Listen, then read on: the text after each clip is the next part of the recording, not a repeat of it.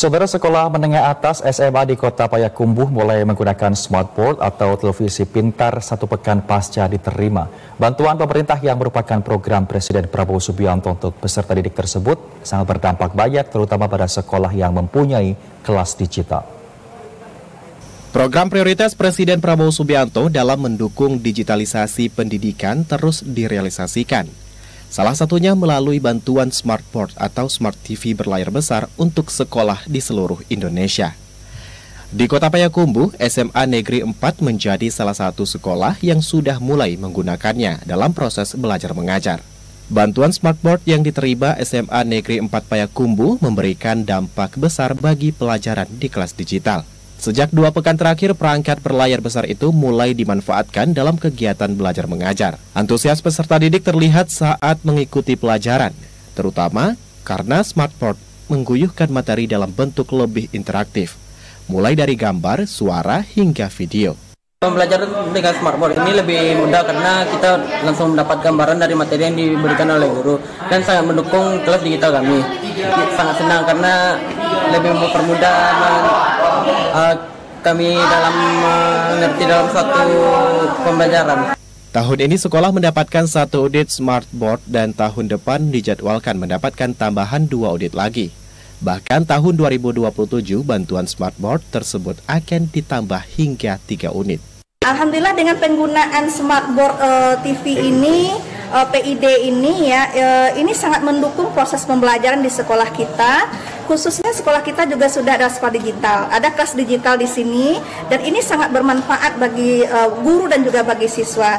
Nah, bagi guru ini sangat mendukung dalam penggunaan media pembelajaran yang bervariasi. Smartboard dinilai sangat mendukung terwujudnya digitalisasi pembelajaran dan membuat interaksi antara guru dan siswa lebih maksimal.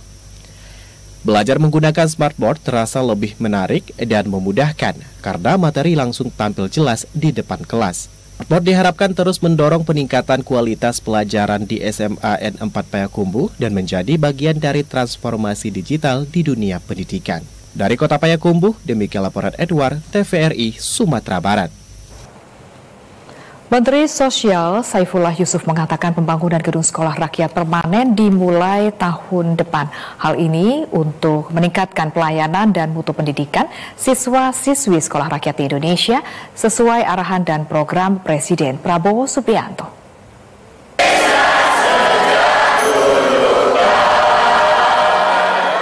Menteri Sosial Saifullah Yusuf mengatakan pembangunan gedung permanen untuk sekolah rakyat dipastikan akan dimulai tahun depan.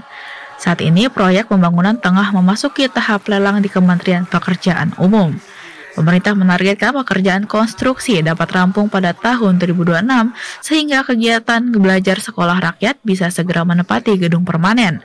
Secara nasional, pemerintah menargetkan pembangunan 166 titik sekolah rakyat permanen. Namun pada tahap awal, sebanyak 104 titik akan dibangun. Jumlah ini masih akan bertambah hingga sekitar 200 lokasi pada tahun mendatang. Mudah-mudahan pembangunannya lancar, tahun depan sudah bisa berpindah ke gedung permanen. Ada berapa titik nanti kemudian? 166 seluruh Indonesia, tapi yang akan dibangun tahap pertama ini ada 104 titik. Mudah-mudahan di awal tahun juga sudah mulai dibangun lagi, sehingga ada kira-kira tahun depan itu direncanakan ada 200 titik. Ya, memang ada yang bisa selesai di pertengahan tahun, ada yang di akhir tahun. Provinsi Jawa Timur menjadi provinsi dengan jumlah titik sekolah rakyat rintisan terbanyak, mencapai sekitar 26 lokasi yang tersebar di kabupaten kota hingga yang dikelola pemerintah provinsi. Hasil evaluasi terbaru menunjukkan pelaksanaan sekolah rakyat berjalan cukup baik setelah masa adaptasi beberapa bulan.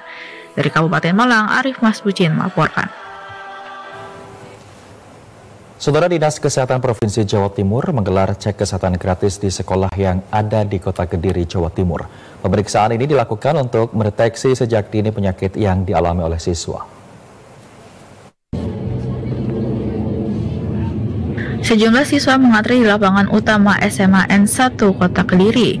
Mereka antri demi bisa mengikuti kegiatan pemeriksaan kesehatan gratis yang digelar oleh Dinas Kesehatan Provinsi Jawa Timur. Kegiatan cek kesehatan gratis ini digelar untuk mendeteksi penyakit yang dialami oleh para siswa SMA Negeri 1, sehingga petugas nantinya dapat mencegah penyakit sejak dini atau sebelum parah.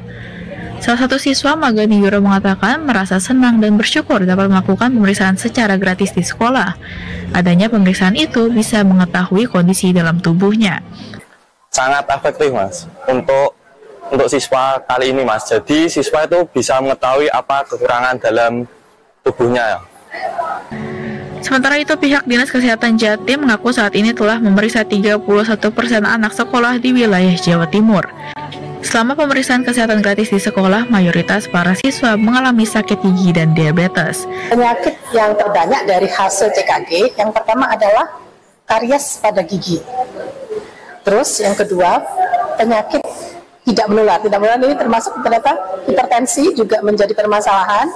Kemudian ada penyakit diabetes mellitus, dan yang mungkin cukup mengkhawatirkan, ini yang trennya meningkat adalah terkait screening kesehatan jiwa. Jadi sudah ada tren untuk tingkat kecemasan dan depresi terhadap peserta didik. Ini yang mungkin yang perlu kita hati-hati ya untuk CKG pada anak sekolah, madrasah dan pondok pesantren.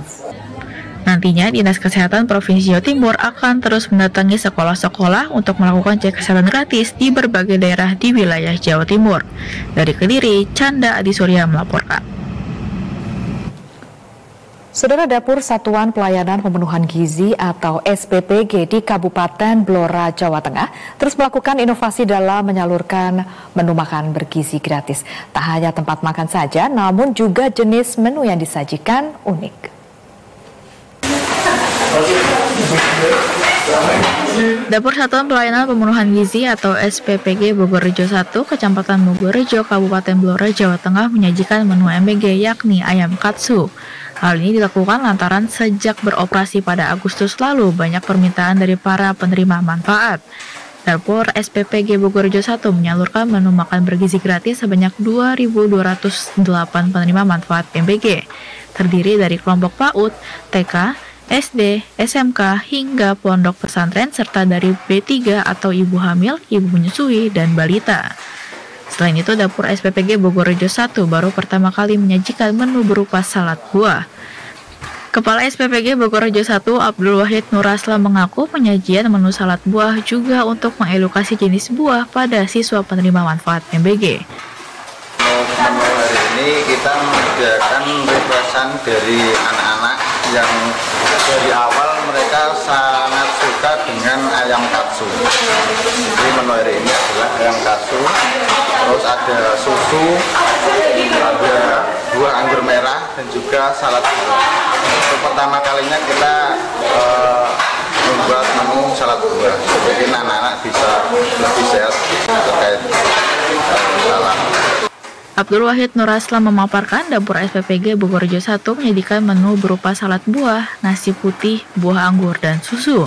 Dengan adanya program MBG diharapkan penerima manfaat dapat terpenuhi gizi dan kandungan lainnya.